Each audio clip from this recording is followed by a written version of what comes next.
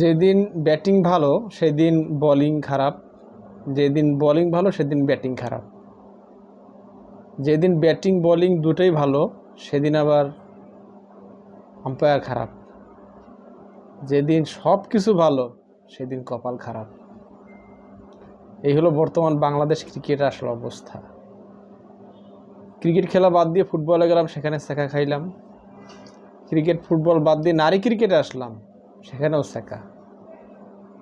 মানে সব কিছু বাদ দিয়ে পৃথিবী শুধু ভালোবাসলাম ক্রিকেট আর ফুটবল, সেখানেও শেখা। যাওয়ার আর কোনো জায়গা নাই আসলে।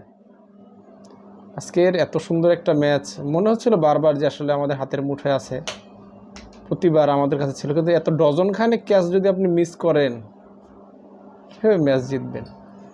এত সুন্দর ব্যাটিং ডিসপ্লে দেখে আসলে যে কারোরই মনে হবে যে না, বাংলাদেশ এত ভালো উন্নতি করছে বা একটা বড় একটা দল মনে হবে আপনার কাছে। যথেষ্ট ভালো, কিন্তু ফিল্ডিং এত বাজে ফিল্ডিং হলে আসলে ম্যাচ কীভাবে জিতবেন? একটা সেটেল ব্যাটসম্যানের ক্যাচ একদম মানে হাতের ক্যাচ, সেটা যদি আপনি ফালাই দেন, হতাশ। যদিও কালকের অস্ট্রেলিয়া এবং ইন্ডিয়ার ম্যাচটা দেখে আসলে নারী ক্রিকেটের খেলাগুলো দেখার একটা ইচ্ছা জাগছিল, সেই লোভে পড়ছিলাম আসলে। সেই লোভে পড়ে আজকেও খেলা দেখলাম বাংলাদেশের। তো লোভে পড়লে যেটা হয় আসলে শেখা খেলাম।